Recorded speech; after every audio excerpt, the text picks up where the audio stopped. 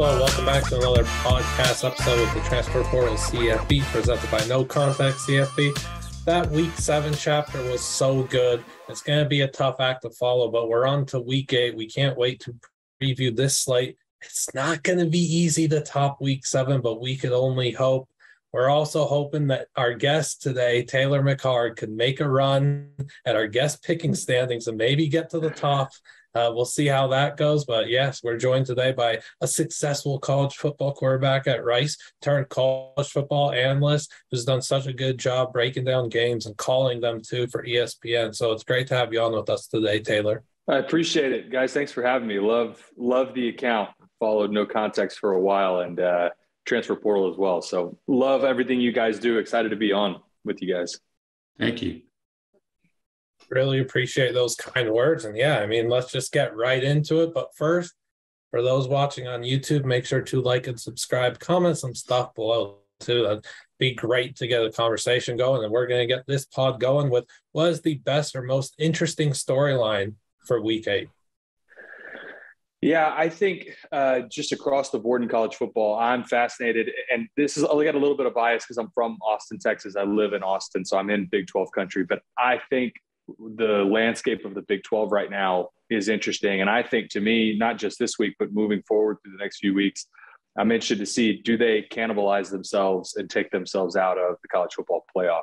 The main two teams obviously being TCU and Oklahoma State last week. If Oklahoma State were to beat Texas this week, I think they get themselves, they're certainly still in the mix, but it feels like sort of similar to what ACC is, what Clemson is to the ACC. That's kind of what TCU feels like to the Big 12, where they really need them to stay undefeated to have a chance at getting a team in. And so you got the two big matchups this week with Kansas State and TCU, and Texas going to Stillwater. So to me, that's what I'm paying attention to this week. And does the Big 12 end up knocking itself out of contention, before we even get to November? No, yeah, that's definitely very interesting. Something to look out for sure. For me, I think that I kind of I'm interested to see how Tennessee responds after that emotional win last week. Obviously, it's been a crazy college football season. So, we've had a lot of upsets and a lot of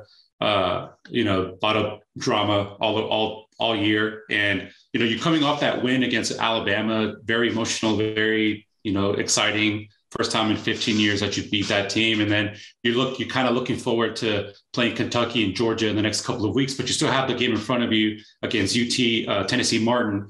So it's kind of, you kind of want, I'm interested to see how they come out to that game. They might come out a little bit flat. I'm not ready. I'm not trying to say that they're going to get upset by any means or anything like that, but I'm interested to see how they come out and how do they, after that emotional win, and if they're not looking too far ahead. I know that they're at a high right now, but you still have to play the games in front of you. And I'm interested to see how Tennessee comes out and kind of how do they respond after that emotional win. And I don't know. Should we put Tennessee on upset watch? I'm not ready to do that yet, but it's going to be fun to see how they come out against UT Martin. It's okay. We don't need to put Tennessee on the upset watch. Boise State handled UT Martin with relative ease before Boise State, had to transition to the new offense without Plow at OC and with Taylor Green coming to the quarterback. The bad Boise State version handled UT Martin very easily. Very good Tennessee team is going I'm to sure. blow UT It shouldn't be like I said, I'm not going as far as calling them an upset watch or anything like that. But, UT Martin has scored they're 4-2 in all four of their wins. They've scored more than 40 points. So we saw what Alabama, the defenses pretty much were not there at Tennessee last week. So I'm not trying to say they're going to get upset, but I feel like they might come out a little flat and might kind of stumble a little bit. And then hopefully it doesn't hurt them moving forward. Man, that would have been the hot take of the century had you said Tennessee's on upset alert. Man, we would have plastered that all over social media. Like, look at the fraud that Brian is. No, I'm kidding. Man. But I understand your point. I'm going to go way off the beaten path here. I'm going to go to San Diego State for the biggest storyline. In my opinion, this is one of the most interesting storylines in college football this season. Their offense has just been super weird this year. And it's going to be even more weird than usual. Braxton Burmeister was the starting quarterback. He's at his third school. He's dealt with a shoulder injury, eye injury. Now he's dealing with a concussion. He's been practicing out at wideout this week and was actually doing pretty well against some really talented defensive backs. And they started Jalen Maiden as their starting quarterback last week. He's a converted safety, did play quarterback in high school, was a very good one, committed to Mississippi State as a quarterback. But this year, he's been taking all reps on defense until a couple days before the Hawaii game last week, and he balled out. He had 322 passing yards. They've announced him as the starter for this week. So I really want to see what kind of spark he can provide to the San Diego State offense that had zero spark coming into this game against Hawaii last week. Nobody wanted to talk about the big time games in the Big Sky. You guys are going to leave that to me? This is the most interesting storyline. I'm serious. You have number 5 Weber State playing at number 3 Montana State and number 7 Montana playing at number 2 Sacramento State, which is a 8 p.m. Pacific game that's on ESPN too. So be sure to tune into that game. But look, the Big Sky is clearly the second best conference in the FCS. Behind the MVFC, of course. And these are just 2 quality showdowns that we're going to get to, kind of watch. I know many people are going to watch it, whatever. I'll be locked in for the Montana Sac State game, though. But this is a game that has massive playoff implications for seeding. So these 2 games are going to play a big role in where teams get placed in the FCS playoffs. And I'll just give you one player to watch from each team. Weber State's got a corner, Maxwell Anderson, 5 interceptions in 6 games. He's going to be a low-key NFL prospect. Montana State receiver Willie Patterson was a star on SVP's Bad Beats last night. He's got 8 receiving touchdowns on 24 catches in 7 games, kind of a yak monster. Patrick O'Connell, linebacker at Montana, seems like he's been there for 25 years, 7.5 sacks, 2 interceptions, 50 total tackles in this season. He just keeps on thriving. And then Cameron Scadabo, the running back at Sac State. This guy is as tough as they come. The touchdown he had last week against Eastern Washington on the red turf, the turtle he put up there, he's just a tough dude. He's a fun watch. And with that, we're going to bounce to the group of 5 team that has the best chance of making a New Year's Six. Yeah, some more bias coming from me here, probably. So if any Mountain West fans out there or Conference USA Sunbelt, don't come after me for this. But I think it's likely whoever ends up winning the American. And I know that's not necessarily a shock. I'm probably going sort of chalk down the fairway with that answer. But I think it's a down year for the Mountain West. I think Coastal Carolina losing hurts in the Sunbelt. And Conference USA, if UTSA had figured out a way to get at least a win over Houston earlier in the year, maybe they would have had a chance, but because they lost, I think it ends up coming down to whoever wins out of the American, because you're likely talking about either Cincinnati, who was a playoff team last year, so they're already ranked, UCF, who's on the cusp of being ranked, and then Tulane, who is ranked. So one of those 3 teams, even with 2 losses, it wins the American Conference. I think that team probably ends up being ranked at the end of the season. I think that's probably who ends up being your representative. Taylor literally took the words right out of my mouth. I was going to say the exact same thing. If UTSA had beaten Houston in that triple overtime game opening week, I would have easily gone with them. I think that UTSA is probably going to I think they're good enough to run away with Conference USA. But they didn't beat Houston, so I don't think that it'll be enough to catch up to the American teams. Obviously, the American Conference, although it is a Group of 5 conference, it is all kind of seen as that almost to that Power 5, almost Power 6 level. Some people like to call it. So yeah, and I do agree with Taylor 100%. The winner of the American Conference should have the path there. So I'm kind of gonna go on.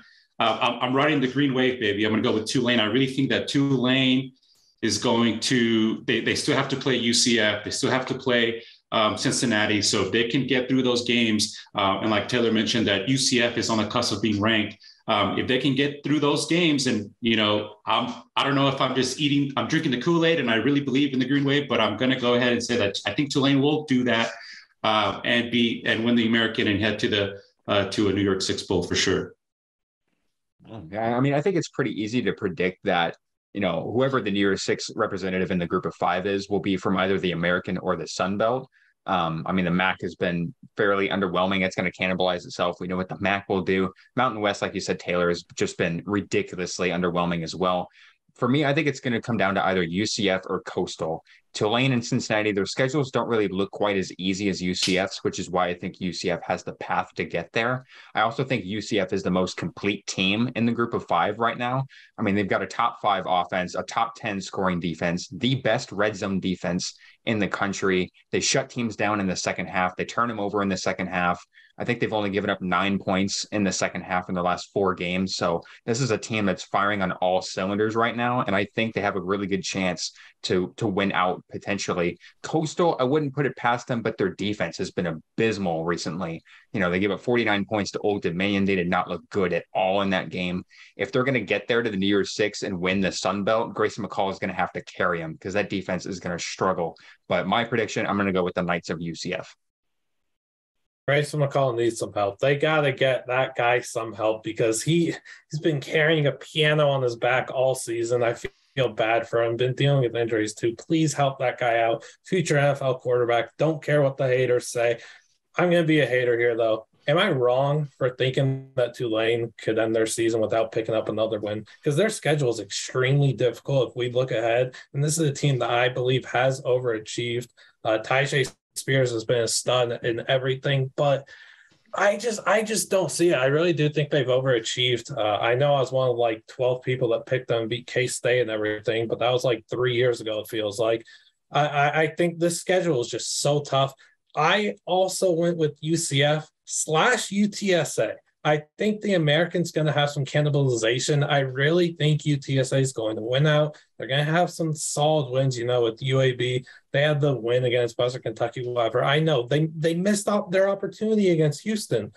They also missed the opportunity when they collapsed at the end of the third quarter and the fourth against Texas, but I just see UTSA winning out. I don't think anybody at their level can defend an offense that has Frank Harris at quarterback with the Corian Clark, Zachary Franklin, and Joshua Cephas at receiver. It's one of the best receiver trios in the country. This team's just going to hold serve. They're going to keep winning.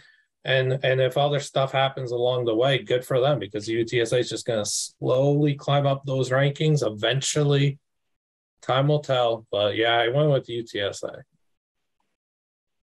We'll move on to the team in Week 8 that we believe has the most to gain. Oh, well, it doesn't have to be a team. It could be anyone. The team I said the team. who has the most to gain and who has the most to lose in Week 8?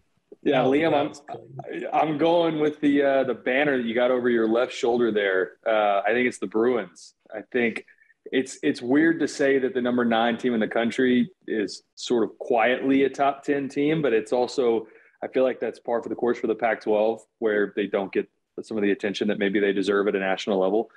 But they're 6-0, and if they win at Autzen against Oregon, all of a sudden this team is now legitimately in the playoff discussion. I think they are already there, but a win over a top 10 Oregon team on the road at Autzen, man, that catapults them into the legitimate discussion for the playoff, and it sort of validates who they are as a team. I think early in the season, and I'm not going to remember a couple of these games, but their non-conference schedule, it feels like they sort of played with their food a little bit in games that you're like, what are we doing? There's like 11 people in the Rose Bowl, and they're about to lose to South Alabama, right? To me, it felt like and it also feels like a classic Chip Kelly team, right? Like, don't care about the non-conference, don't care about the teams that aren't marquee matchups, but then they show up and beat the brains out of, I think it was Washington a couple of weeks ago. So if they go up, get a win over Oregon, all of a sudden, I think this team has the confidence they need to go forward in the rest of that Pac-12 slate. Yeah, I'm going to get to UCLA in our most to lose in a second, but so I kind of have piggyback on what you're going to say, on what you said. But my most to gain, I think, is going to be Syracuse. Syracuse has a big challenge in front of them in Clemson. They're undefeated. They're ranked 14th, I think it was. So beating a top 10 Clemson team who's pretty much dominated aside from last year, the ACC, the last 5-6 years, that can also catapult him into serious playoff contention. Obviously it's going to be a tough, and it's not going to be it's probably not going to happen, but I feel like if Syracuse can somehow, and Clemson has shown signs of, they've had some holes throughout the year. They haven't really been the Clemson that from the past. I know that they're a lot better that they are now that they have been at the beginning of the season. But if Syracuse can somehow, beat Clemson, and that gives them that big win on their resume and could really catapult them into the playoff contention in that conversation. Maybe I could even see them getting put into the top 10, especially with Oregon and UCLA playing each other to kind of eliminate a top 10 team. If Syracuse can beat Clemson, that could definitely catapult them into the top 10 and really set themselves up nicely in the second half of the year to kind of, get there, especially when we have a lot of games to be played where a lot of teams who are ranked and highly ranked have to play each other. So that really does put them in a good position if they can somehow beat Clemson this Saturday. I'm going to go with LSU. I think the Tigers' offense looked unstoppable against Florida. Jaden Daniels is playing his best football in 3 years, has 2 straight 300-yard games. He didn't even have one in the last 2 years.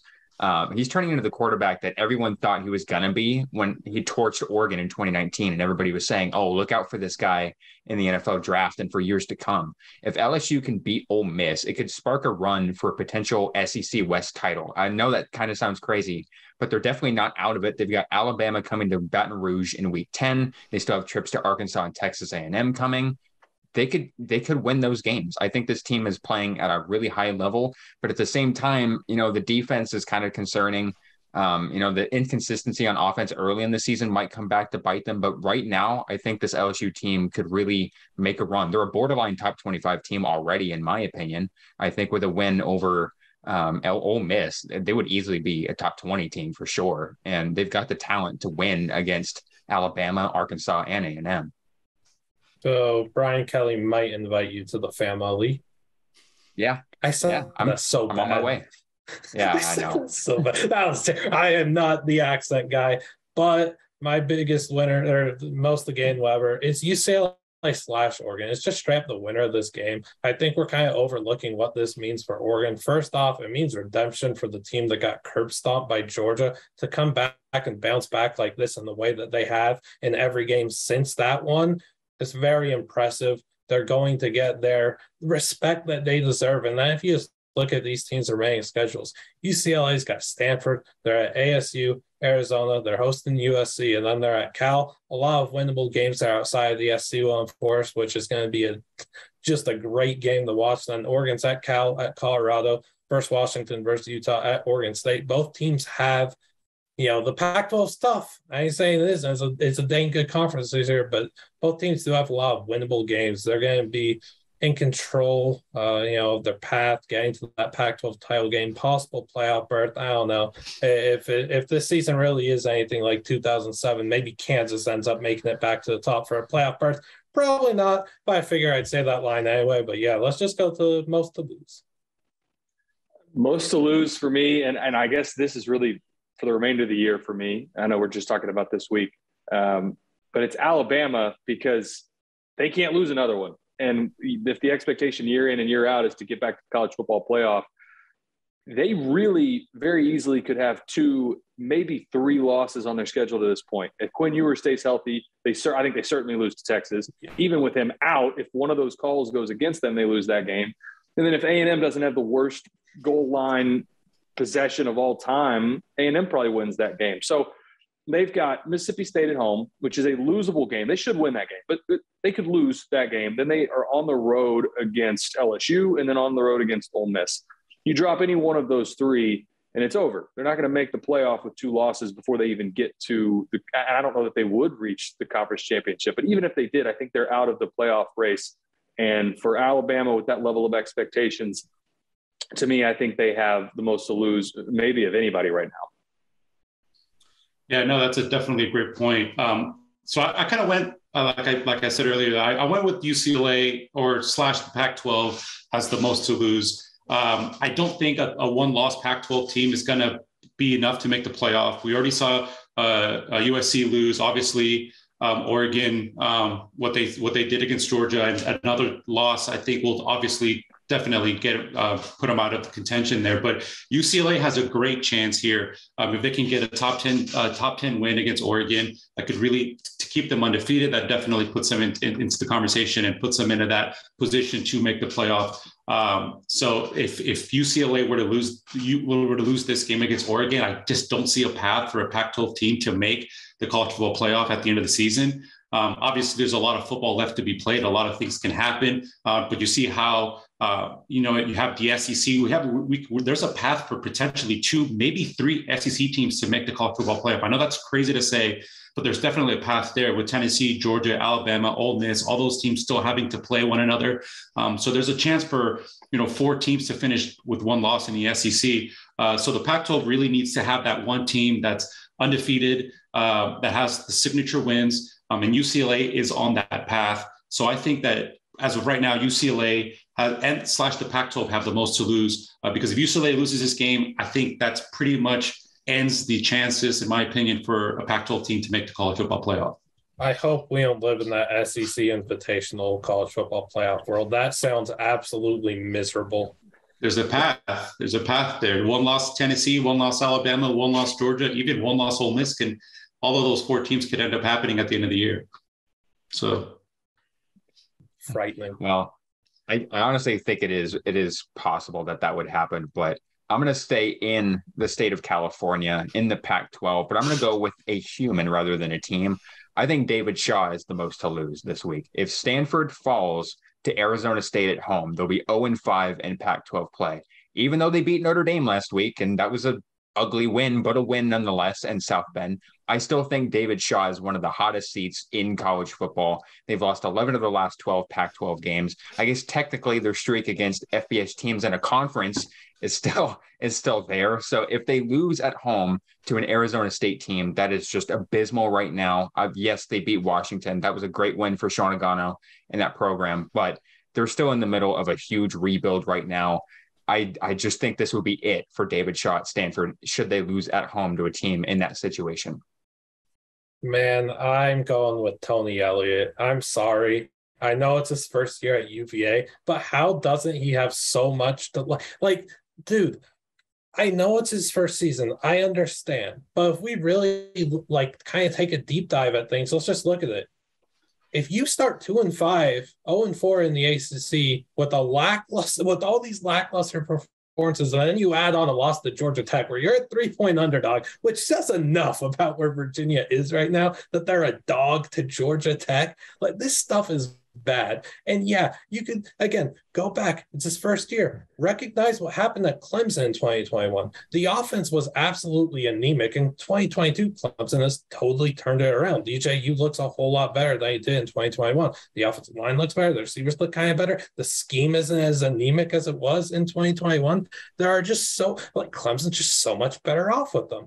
Now look at what happened to the UVA offense. What was everybody saying? Literally everybody was saying, oh, Brennan Armstrong, Dontavian Wicks, Keontae Thompson. UVA's got dudes everywhere on offense. They're going to lie at the scoreboard. No, they don't. Brennan Armstrong has turned into a pedestrian quarterback for no reason. He's just fallen victim to the Tony Elliott, empire, I suppose. This stuff is terrible. This was a guy that was a potential, dark horse Heisman candidate. Now he's completing 54% of his passes or some garbage. He's not running at the high level. He's not having fun out there.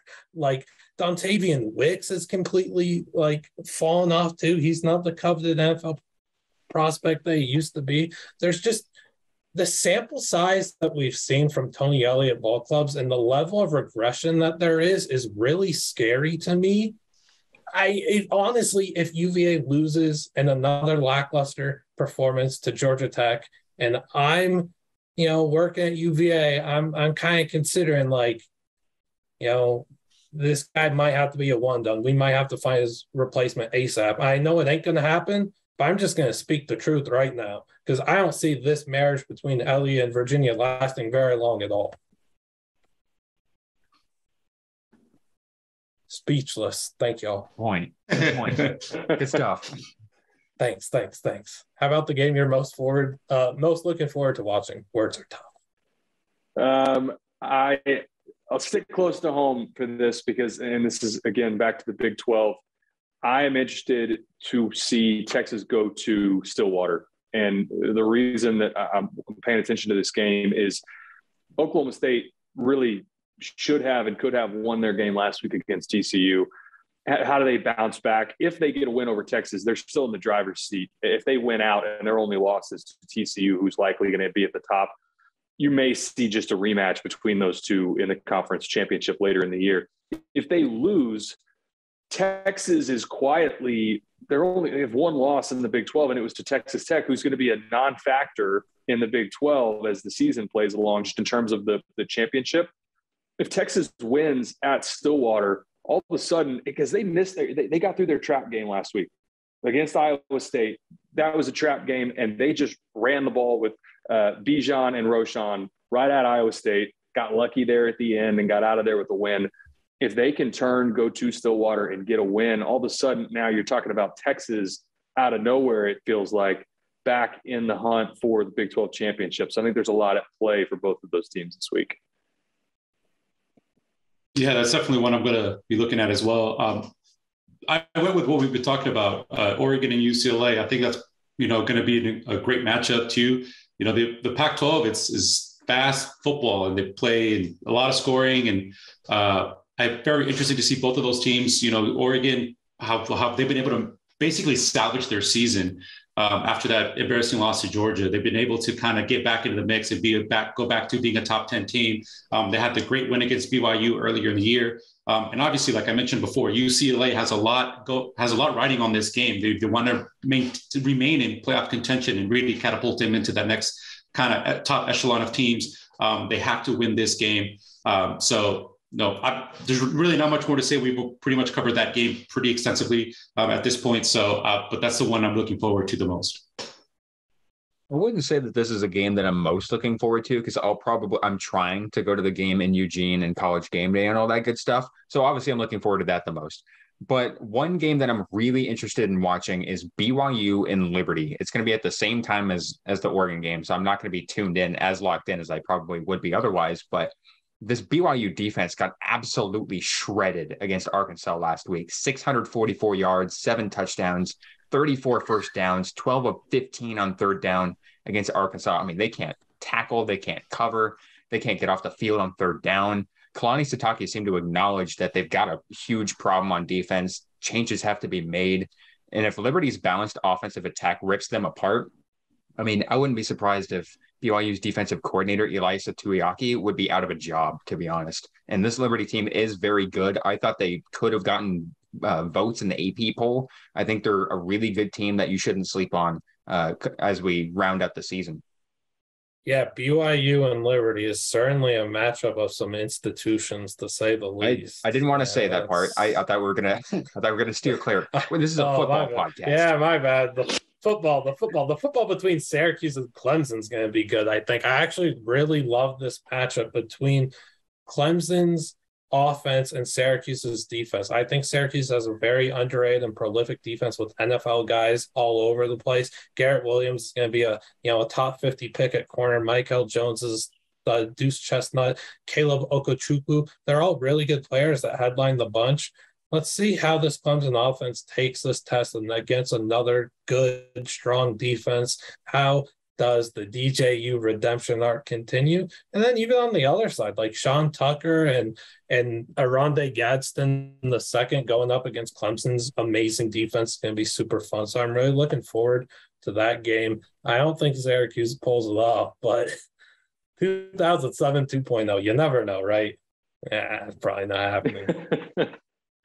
You never know, though. But Taylor, I feel like we'd be remiss if we didn't ask you what it was like to, get that call and just commentate the Boise State UTEP game with little to no prep. What was that experience like? That was so crazy. Yeah, that was wild. That was a crazy day. I had been in contact with CBS for a while, and I just hadn't had anything open up with them. And so we talked about stuff for next season. But they told me, look, if we have something, somebody gets sick or there's any sort of issue, we'll give you a call. And because I've been doing most of my games with ESPN, and I had just landed in Houston. I was doing the Houston and Rice game. And I went to do my buddy's radio show, and I was at the iHeartMedia studios, and we did the first segment. and I get a call from back-to-back calls from a DC number, and I'm like, I don't know who that is. Anyway, they call me and they're like, look, Aaron Taylor, our analyst, is sick, and can you get to UTEP like now? And I was like, let me look up some flights. Let me see if I can get back, because I wasn't so much worried about getting there. I just didn't want to screw up my game with ESPN the next day. And I mean, they would be, and rightfully so, I'd be pissed, right? And there were enough flights. The weather looked good getting there and back. Drove back to Houston Hobby Airport, jumped on a plane. Aaron Taylor was awesome and like just teed me up with all the notes that he had.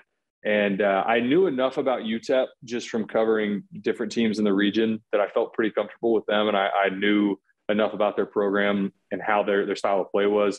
I felt pretty good about them. I had studied zero Boise tape all season. I knew Hank Bachmeier used to be good, and that was basically all I knew. And I knew that this season they weren't playing great.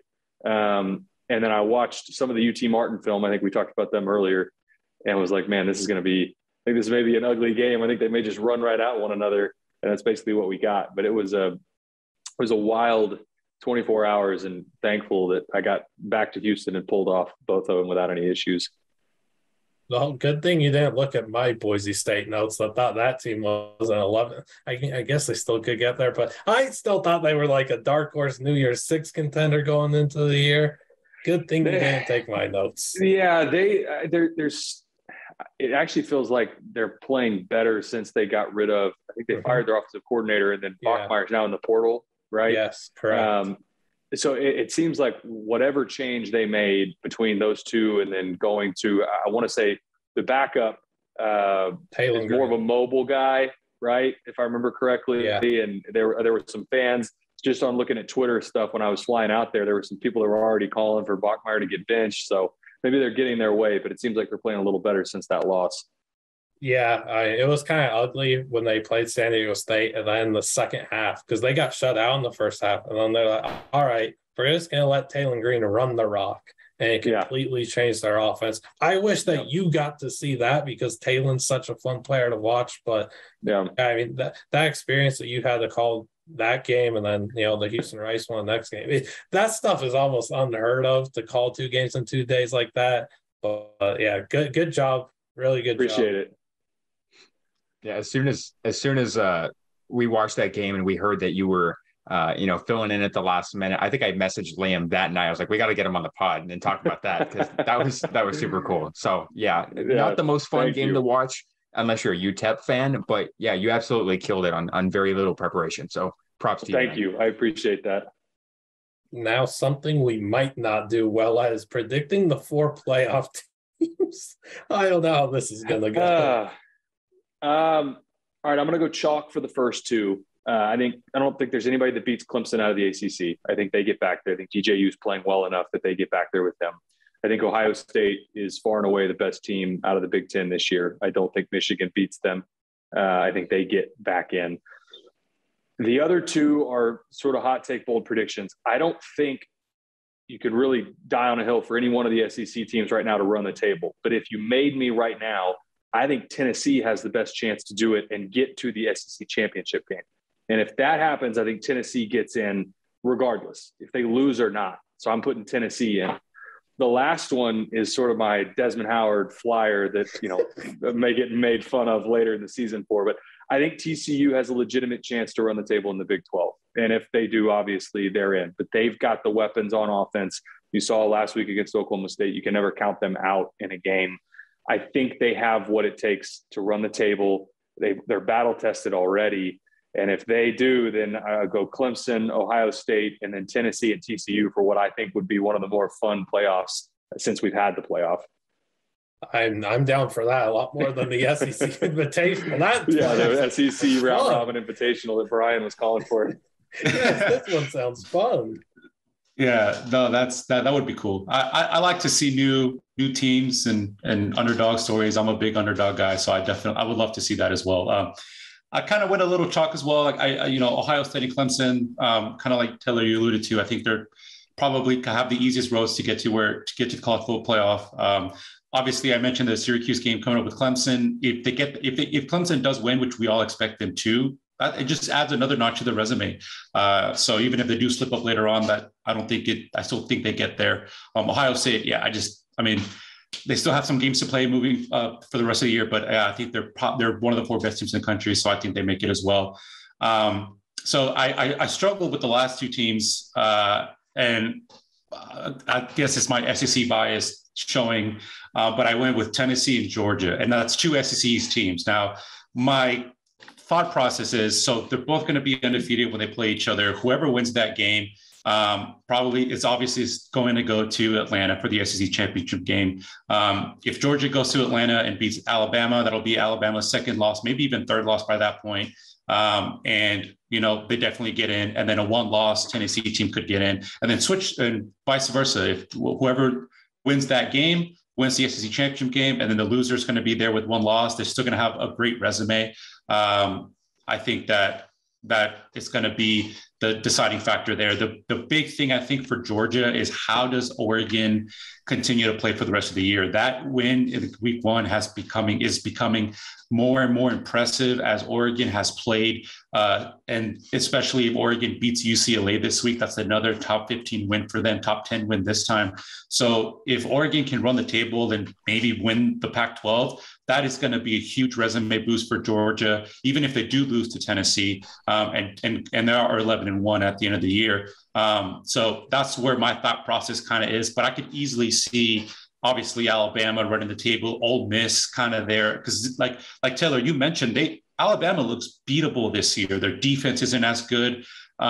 So there are a lot of teams with high-powered offense in the SEC West, like Ole Miss and Mississippi State, that could, potentially outgun Alabama. So that's what I think that opens the door for 2 SEC East teams to make the college football playoff. And I think, just really quick, Brian, I think it could absolutely happen. And if you want to see college football fans come completely unhinged, let a Pac-12 and Big 12 champion both be 1-loss teams, and Tennessee go in as a non-conference champion with 1 loss over both of those. It honestly could happen if they lose close, if it's like a field goal loss to Georgia, and then Georgia were to run over and steamroll Alabama. It could absolutely happen if the Big 12 and Pac-12 champions don't look great on their way to their conference championships. Just don't come to my house with pitchforks. I had nothing to do with it. I just talk about the games. I have nothing to do with it. What a shame. This would be such a good year for an expanded playoff. That's just a crazy thought I had. Maybe, maybe we just implement that now. Yeah. And Taylor, what you said is almost exactly how I envision it all happening. I have Georgia as the 1 seed, going undefeated, beating Tennessee in a couple of weeks, and then winning the SEC title. I think Ohio State and Clemson stay undefeated as well. And then I think Tennessee stays in as a 4 seed with that 1 loss to Georgia. I think Georgia's probably going to smack Alabama and Atlanta. And I think even if TCU goes undefeated, I think TCU would probably get in. I would guess over Tennessee, but I don't think TCU goes undefeated. I do think they'll slip up. If I had to guess and put money on it, I'd probably put that game in Austin in a few weeks. And then another team that I'm really wondering about is how good Alabama could be against Ole Miss. Like, that's the game where I think Alabama will be done with the playoff. And I think Ole Miss could potentially be that team that slips into the SEC championship. Maybe that Georgia beats Ole Miss. So I think it's going to be Georgia, Ohio State, Clemson, Tennessee, same 4 teams as Brian had, just in a little bit of a different order.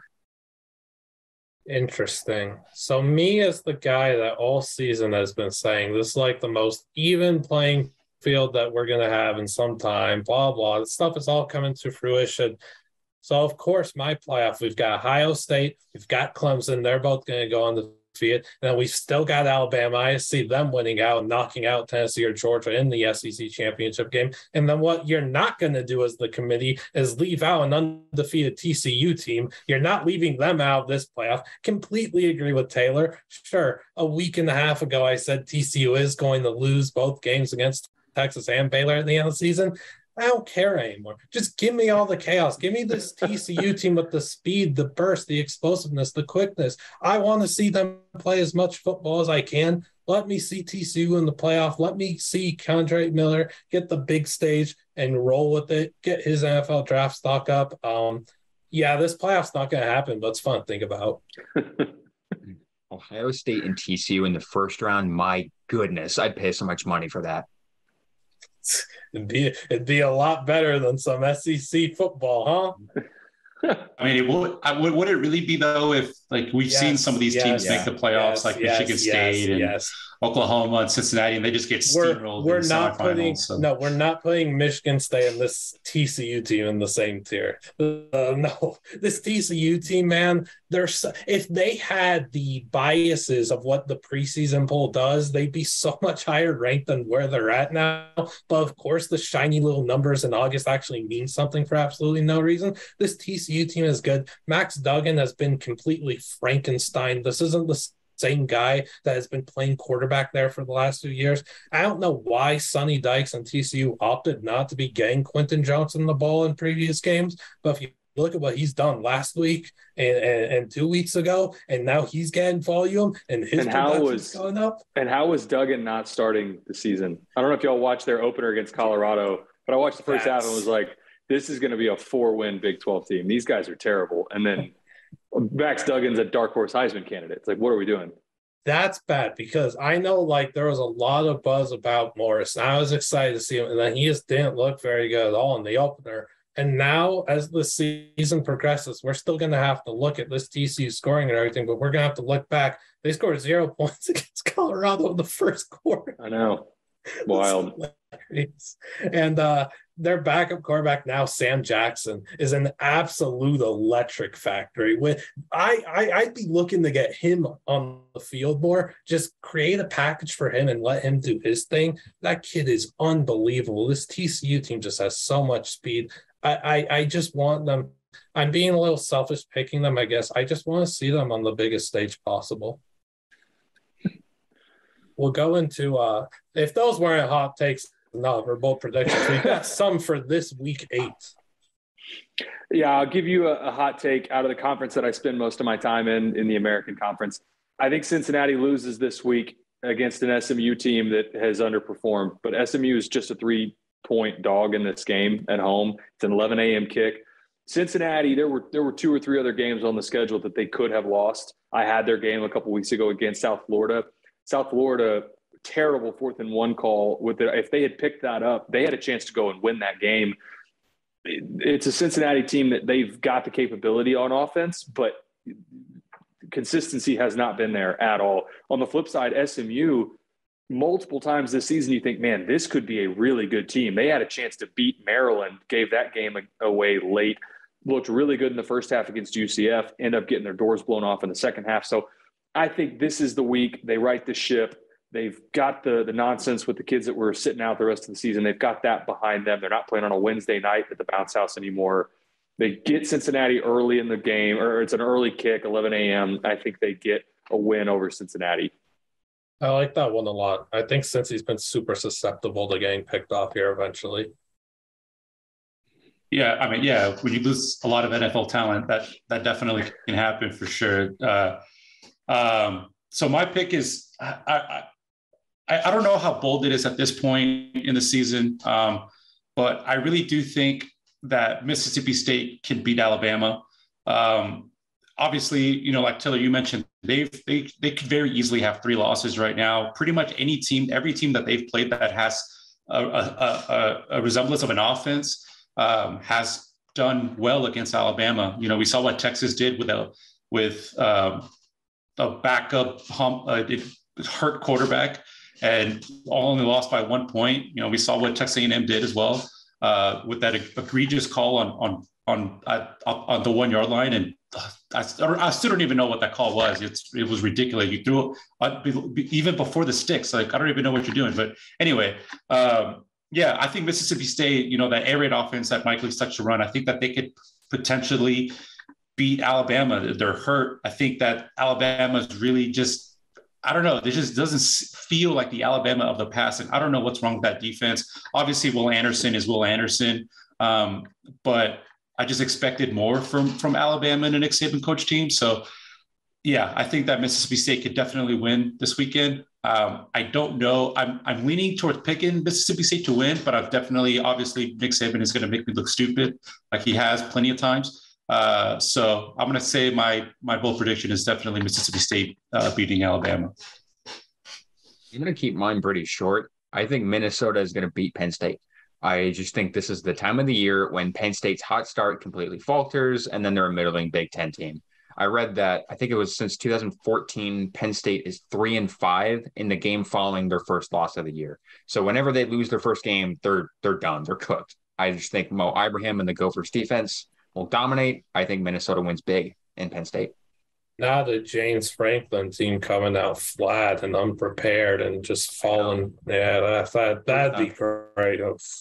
I'll keep mine short too. Charlotte wide receiver Grant Dubose goes for a whopping 200+ receiving yards and 3+ receiving touchdowns against a terrible FIU defense this week. This is a guy that's got NFL written all over him.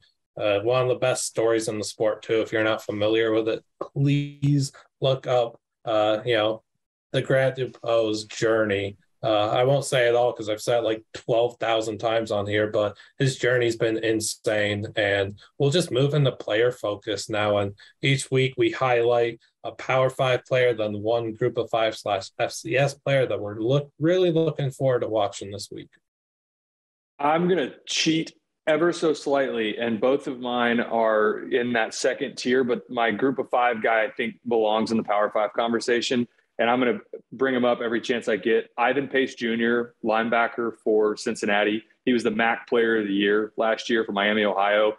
He leads the nation in tackle for losses for Cincinnati, and the dude is a freak of nature. He is so good. He was just under-recruited because he's little. In the depth chart, they have him listed at like 6'1 or 6'2. He's like 5'10", 5'11", but he's a monster. He's going to play on Sundays.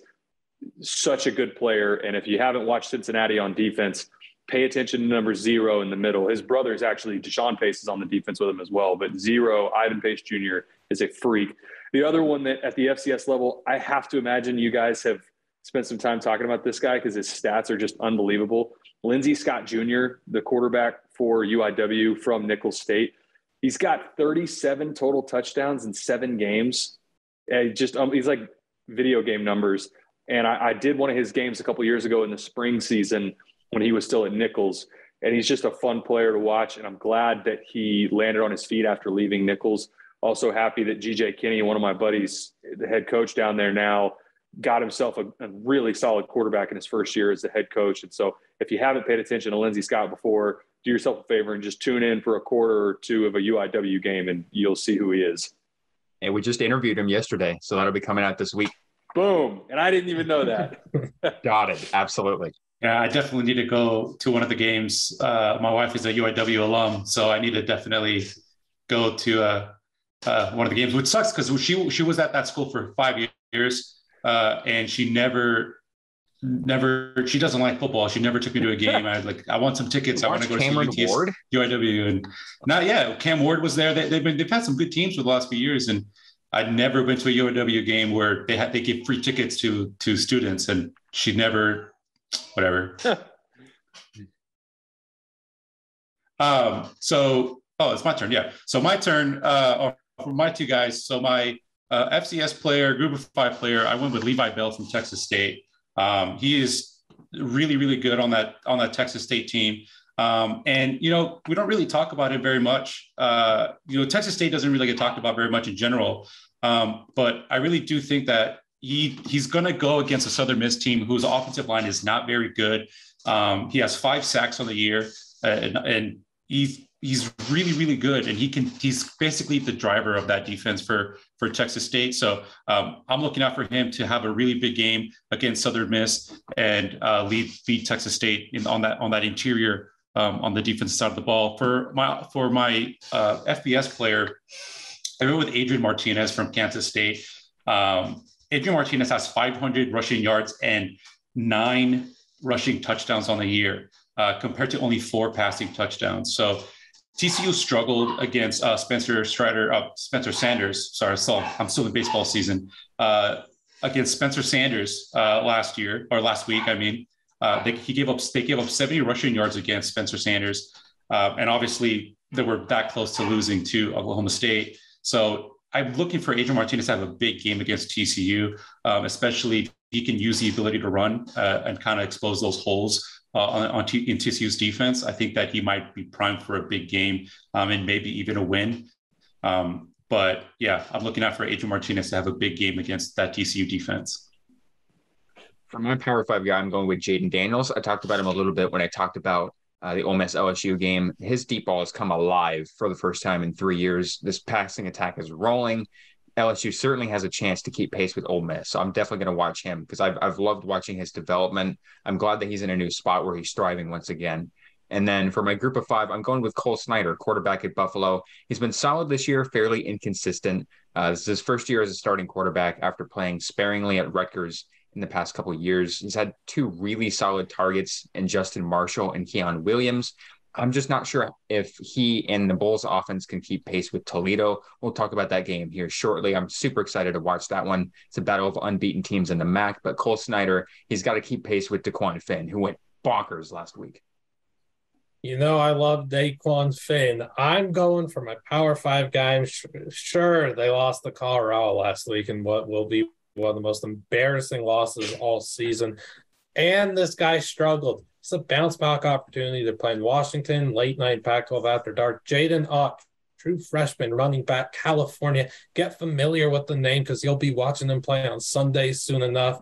If Nick Singleton didn't exist, we'd be talking about Ott as the best freshman running back in the country. Guy is unbelievable. 6.5 yards per carry. Does it all. Receiving ability is insane. Great contact battles. I could talk about him forever, but I gotta talk about Rashid Rice, wide receiver, SMU, who I've been a fan of since early 2020. This guy has taken that ascension to the next level that I thought he was going to do last year. Crowd receiver room, couldn't do it.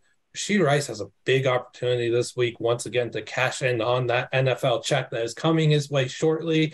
Guy's going to be a top 70, 75 pick in my opinion. Love watching Rice play. Contested catch, goon. SMU is just sending the ball his way over and over and over again. Is this a 13-plus catch game for Rice? I think so. Now it's time to make some game picks. And some of us aren't too good at this. We're actually starting with the nerds. Yes, the nerds. We're going to Princeton, Harvard. Let's go. With absolutely zero research done whatsoever, I'm taking Harvard because why not? that sold me. Yeah. I'm second to last place in our rankings, in our standings for picks. So I'm just done putting any sort of thought into it and just going with my gut. I'm going with Harvard too. One of my favorite movies is The Social Network. And so go Harvard. Man, I tried way too hard with this research for these game picks, man. I really didn't have to. I mean, Princeton has won 4 straight against Harvard after 2 decades of dominance by the Crimson, in which they've won 14 of 16. This Princeton defense is for real. The Harvard defense is for real. We saw that last year. That game went to 5 overtimes. It was 18-16. I think we actually picked that one that week as well. I'm picking Princeton to win their 5th straight. They've never won 5th straight against Harvard. I think it's 70 years. So I think they're going to get their 5th straight against Harvard. Yeah, I mean, 2 weeks ago, I picked UNLV to win because my Uncle Kenny. Last week, I picked Duke to win because of Cousin Alex. This week, I'm picking Harvard to win because of Cousin Alex once again. So I'm probably not going to win. But no, it's for real. Look, yeah, they did play that 5 overtime game last year. It was a close one. Princeton has won the last 4. They didn't play in 2020. It's time for Harvard to get a win. Look out for Aiden Bourget, running back. It's just a stud that senior is. And yeah, give me Harvard for, family connections, I guess, like College Game Day. So I'm going to lose because of that. But what can you do? Much more fun game is UAB Western Kentucky appointment television. Yeah, love Western Kentucky in this. I watched UAB and Rice a couple weeks ago, and UAB running back position is strong for them. But outside of that, they struggle to find production. And if we know anything about Western Kentucky, traditionally, they don't have any trouble scoring. Night game, it's a Friday night game, I believe, and they're playing at Western Kentucky. So I'll take the Hilltoppers. I went with UAB. I think they're still the second best team in Conference USA. And like I said, I'm whatever research I was doing wasn't working. So I just go with my gut. So I'm going with the UAB. 4 of the last 5 times that UAB has faced Western Kentucky, the Blazers have held the Hilltoppers to 20 points or fewer. So this UAB defense is once again very talented, very effective against the passing attack. They held Kyle Van Treese to 204 yards and picked him off 3 times. That guy's one of the best quarterbacks in the country production-wise. They limited Chase Cunningham. They limited Chris Reynolds. I think they could stop Austin Reed in this passing attack. I think UAB is going to do enough on offense to skate by. I think they get the win on the road. Yeah, the Western Kentucky receivers do scare me, but one guy that scares defenses plays for UAB, and he just doesn't get the volume they deserves. Trey Shropshire is a yards per catch machine, deep field threat. I think he's 6'4", 6'5". All he does is win deep, but we don't get him the ball enough. Even after he averaged about 28 yards per catch last year, he's averaging 25.9 this year. I'd like to get him the ball more. I like UAB to win. I like Dwayne McBride. Taylor spoke to it. UAB's running back position is incredible. Their running back coach, blanking on the name, said that McBride is the best running back in school history. They've had some good ones. McBride has rushed for 100 plus in every game this year, 6.7 YPC. McBride's going to do lethal damage once again. That'll take us to Syracuse, Clemson next. Going to be surprised if anyone's taking the orange, honestly. Clemson, big. I think Syracuse, the success that they've had to this point in the season has been in the dome and on the road at Clemson. I don't think for a number of reasons, I don't think they match up well against Clemson. But I think this is a convincing win for the Tigers. Yeah, so I originally picked Clemson just because I do think they are the better team, but I have nothing else to lose. So give me Syracuse with the upset. Oh man, I almost hope you're right on that. We got UT Martin and Syracuse parlay from Brian. What's that payout? Yeah, if it's a few $1,000, I'll take it. Oh man, as much as I love this Syracuse team, we're talking about Clemson at home, man. They just have exponentially more talent. Not to mention they've won 37 games in a row at home. Syracuse hasn't beaten a top 5 team on the road in 21 years. So I think Clemson wins this one by 2 scores or more. I think Syracuse is probably going to keep it close in the first half, but Clemson runs away in the second.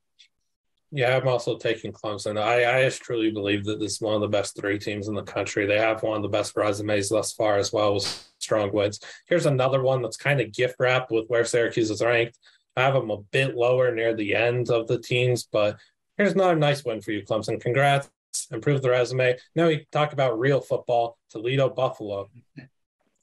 I get the impression you guys are much more averse to the MAC than I am. I think there's a lot more research that you guys have performed on the MAC than maybe I have per se, but I have watched Toledo some. I've not watched a ton of Buffalo, but Toledo touchdown favorite at Buffalo. I like them big in this game. I think more to the tune of 3 or more scores in this game. I think their brand of football travels well, so I'll take Toledo.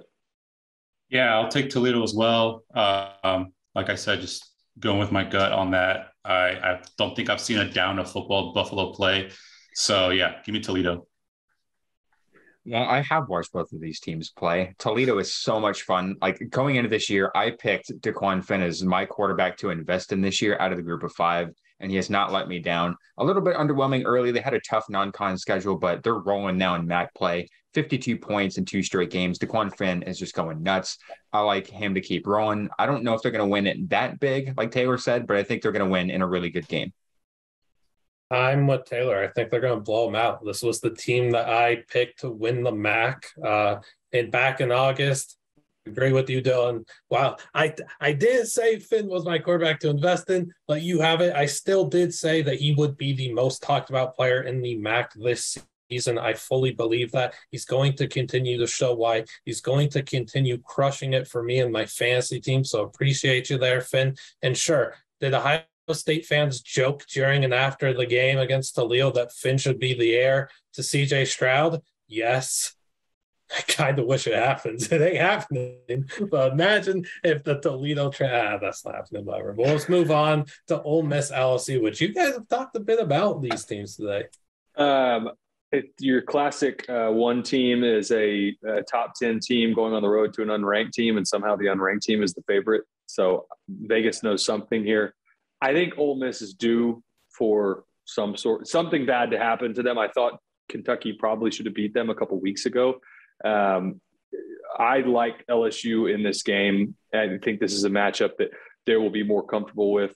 I think the loss against Tennessee a couple weeks ago certainly has gotten their attention since that game. So I'll take LSU at home against Ole Miss. Yeah, I'm just a big fan of Lane Kiffin, so I went with Ole Miss. I don't like Brian Kelly very much, so I hope they lose as much as they can. So give me Ole Miss. This is the hardcore analysis that you guys tune in for right here. This is fantastic from Brian. You know what? I'm going to do it 2 weeks in a row. Last week, I wrote down Mississippi State. And then as we were sitting here approaching Mississippi State and Kentucky, I went with Kentucky just out of nowhere. I just pulled them out of thin air and I won. So I wrote down Ole Miss and I'm going with LSU. I think there's a real chance that LSU pulls off this win convincingly. My gut tells me LSU is going to win. They're going to keep on rolling. Ole Miss can win in different ways with the offense. They ran 69 times last week against Auburn. And then against Vanderbilt, I think Jackson Dart had over 400 yards. So I think this is going to be a close one, but I think LSU is going to pull it off. I mean, I think about doing the same thing there and switch to LSU, but I'll just stay at Ole Miss. I don't love this LSU team like a lot of other people do. I'm pretty skeptical of them. Butte finally looked the part last week. We'll see if that continues. BJ Ojolari does strike a lot of fear into opposing offenses, but Ole Miss loves around that rock. You're going to see Quinshon Judkins and Zach Evans just do lethal damage once again. The offensive line is playing well, and if I really want to come to the SIP hoodie. So, Lane Kiffin, dude, win this game and then send me one, please. That'd be sick. Texas, Oklahoma State next, Taylor. Yeah, this line stinks out loud to me. I don't think Texas deserves to be almost a touchdown favorite. However, I said this earlier, they got through their trap week. They beat Iowa State in a game that every year since Mac Brown left, they would normally lose that game. They get down early, and that would be a game that somehow, somewhere or another, Texas ends up losing that game. And like I said earlier, I'm based in Austin. I know this program better than most for having not gone there.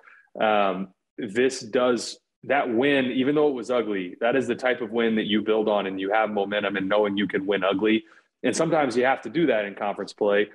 I think they match up pretty well against Oklahoma State, and I think they will get more in the downfield passing game against Oklahoma State than they did against Iowa State. I don't think you'll see Iowa State just dropped 8 and said, run it at us, and that's what Texas did.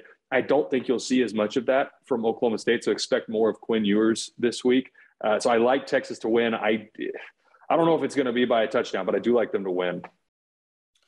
Yeah, I agree with you, Taylor. I think that this Texas offense is a completely different team with Quinn Ewers at the helm. He's just so good. So I'm glad to see that I know that game against Alabama is going to come back and hunt them moving forward, but I think they're a much better team than the record shows. So I think Texas is going to win this game. And after that kind of emotional loss Oklahoma State had last week to TCU, they might be a little bit rattled, coming in. So give me Texas to win. There's some actual analysis for you, Dylan.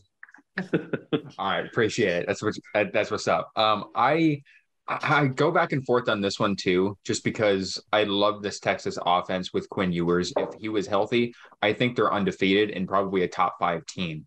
But at the same time, I talked about earlier how Penn State, when they come off of a loss, that they just continue to fall. But it's the opposite with Oklahoma State. Whenever they lose, they just don't lose back-to-back games. The last couple of years, they've won 5 straight games coming off of a loss. So I think they bounce back with a win at home. I think this is going to be a super close game. I like the Pokes to win it. All right. While you were wrapping up there, I went to Google and I did the flip a coin thing and landed on tails. So I'm going to be picking Oklahoma State here. I do fear for it, though. This was a complete toss-up, in my opinion. I do fear, though, as to what Brian alluded to. The fact that Oklahoma State is coming off that emotional and draining loss to TCU does scare me, but Google's coin flip decided my fate here. So you could give me the pokes. Spencer Sanders, please bounce back. And yeah, I'm going to shout out Talon Shetron again. I'd love to see this true freshman receiver get on the field at some point this season. He does have a touchdown against UAPB. I'd love to see him get on the field in a Big 12 game. That kid's got a bright future. We'll move on to Taylor's favorite program, Boise State, as they're going to be playing Air Force. Yeah, another line that stinks out loud that I don't fully understand. I think Air Force is the much better team, and they're at home.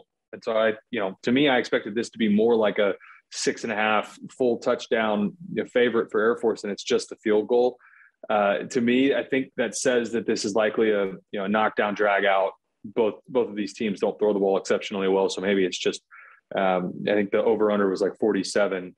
I like Air Force to win this game. I think their brand of football lines up well against. I think back to the game that I did. If UTEP can run the ball consistently against Boise, Air Force should be able to run the ball consistently against Boise. So I'll take Air Force. For me, it's kind of how you alluded to Taylor earlier, that I think Boise State is a better team now than they were earlier in the season with that turnover that they had, with the offensive coordinator and changing the guard at quarterback. So I think they're just a little bit better than they were to start the season. So I'm going to go with Boise State. If you go back to my Mountain West preview video with Karan, you will think that I'm the biggest idiot in the world because every one of my Mountain West predictions was so off. And I was wrong about Boise State. I was wrong about our Air Force. I was right to be concerned about Hank Bachmeier. I did be right about that. I don't think that's really a hot take that he was kind of a concern coming into this year because he wasn't really consistent before. But for me, there's no chance that Air Force's rushing attack will be limited by Boise State's defense. You talked about that UTEP game. They just ran over him. I think Air Force, with Brad Roberts and John Lee Eldridge, that they're fantastic and they're not going to be stopped by probably anybody else this season. So I think Air Force is going to win by multiple scores. No, I'll bite the bullet. I'll take Boise State. I still love their offense, how they have transitioned to what I wanted them to do so desperately during the UTEP game and the bit before that. Let Taylor Green just be your general, and let's run the ball over and over and over again. Ashton Shanti is one of the other amazing true freshman running backs in the sport too. Bright future for him. We could move along, though, quickly to Kansas State TCU. Hey, TCU in my Final Four, so TCU. That's it. So I think this is going to be a really good game, and it's very close. So I had my wife, who doesn't watch a second of football, and she would ban sports if she could. I told her to just pick one of the two schools, and she said TCU because they're in Texas. So TCU for the win. I like that logic. Yeah, I could tell there's some tension with you and your wife and the lack of football love that she has. A lot of conversations I had, yes. Letting it all out on the podcast. I feel it. This TCU team might finish the year unbeaten, honestly. And I'm really interested to see how for real this Kansas State team is. But I think TCU is going to run away with it. I think they're going to put it on Kansas State. I think this is a blowout, honestly. I like TCU big. Yeah, speed kills. I'm taking TCU. There's no chance I'm doing Riff Ram, but I would love to see another crazy frog video from TCU's football account. Those are outstanding. Let's keep making those. Let's keep winning. Let's make Taylor and I look smart with the college football playoff appearance. And now we'll go to our Group 5/FCS game of the week. It's a weeknight thriller between Troy and South Alabama. This is a Sun Belt showdown. South Alabama feels like every one of their games is down to the last minute, one-score games. I think this will be very similar. I'm going against one of my old strength coaches, Rusty Witt, who, you'll famously remember the head-butted the guy and had the blood going down his face when he was at Louisiana Lafayette. He was at Rice when I was there. So he's now at Troy. Rusty, if you somehow see this, I'm very sorry. Do not find me and hurt me. I am going to take South Alabama. I think they win most of these games that are close. They're comfortable winning one-score games. I think it's a field goal game right now. They're a field goal favorite, and I think that's probably how it shakes out. Is that a bad sign that you said his name and I immediately knew the exact meme that he's from. No, the hardcore college football fans know exactly who he is because of that. I think it was a bowl game even that he headbutted somebody, which is like wild when you think about your strength coach headbutting somebody because like anybody that doesn't know the lower level bowl games, that is not the vibe. Like it's not intense for the most part. Every now and then you get one that is, but for the most part, it's like, hey, everybody's here to just, coaches get their bonuses, kids get their bowl game or their bowl rings. Like, let's just be chill. Not, I'm going to smash one of my players in the head when I don't have a helmet on. And you didn't have to go back out there. Huh? You didn't have to go back out there next week. Yeah. So it was like, hey, all or nothing. Let's headbutt somebody. Right. And sometimes you have a Miami Beach Bowl brawl too. Yeah, exactly. So I went with South Alabama as well. I like them at home, and I think they're a better team overall. So I went with South Alabama.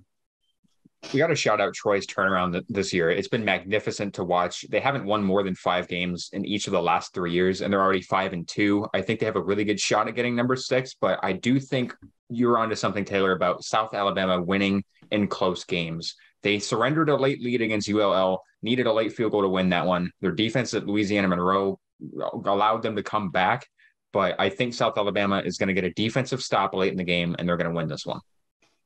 As much as Chip Kelly sandbags and non-conference slate, this is a South Alabama team that should still hold a win over this UCLA team. They completely folded with that terrible 4th and 2 call to go fake field goal, have that unit out there, whatever that garbage was.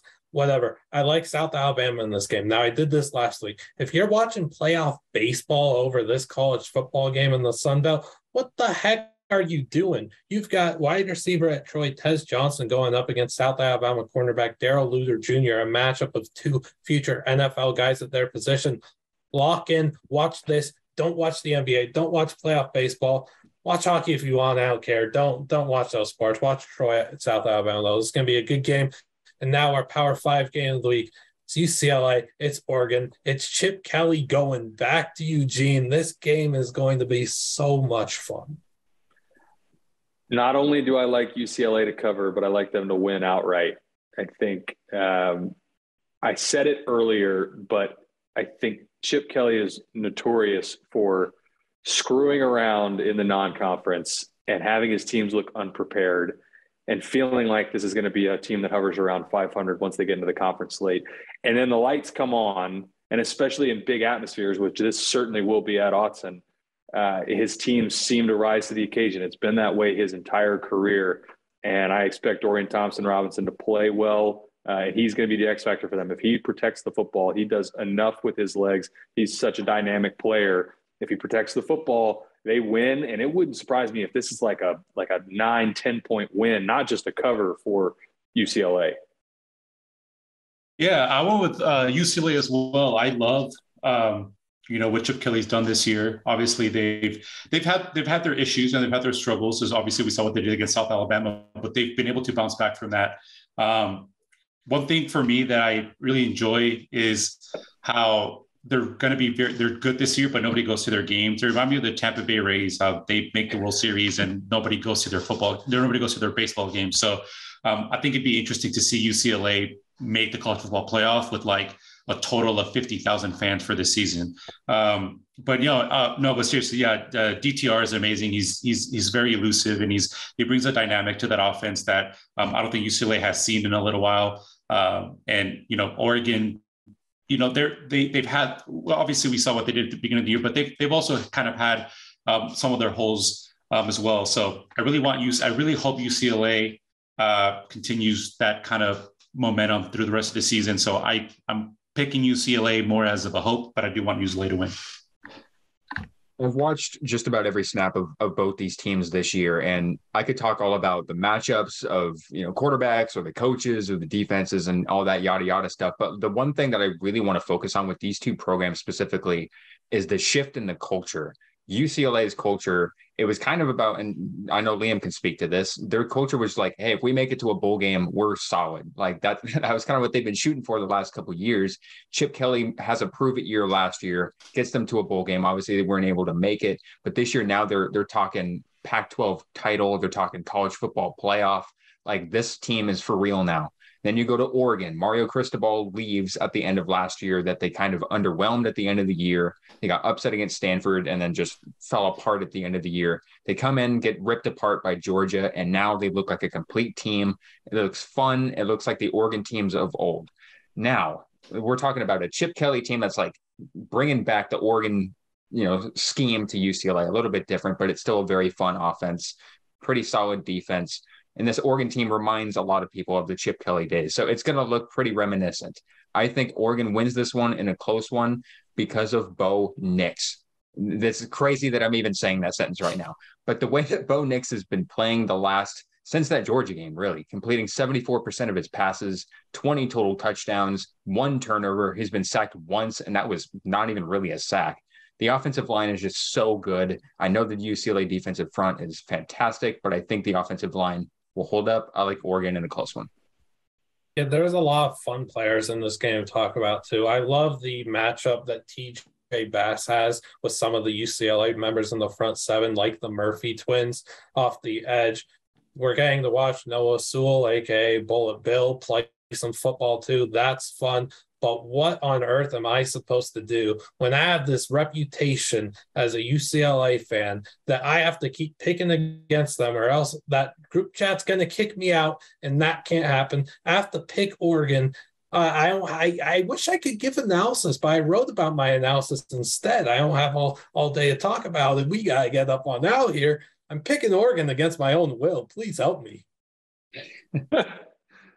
Please help. That'll do it for us, though. I don't know if we have anything else to say aside from our great insight on these games. A lot of stinky lines, as Taylor pointed to. There are a lot of fishy lines out there. Be careful gambling. But, yeah, we really enjoyed having you on, Taylor. Appreciate you a lot. Yeah, thank you, guys. Love the account, and thank you for having me on. Thank you, Taylor. It was a pleasure having you. And yes, if you're still watching, make sure to like and subscribe. Follow us on Spotify and Apple as well. Keep on supporting us. It means a lot. And we'll see you on the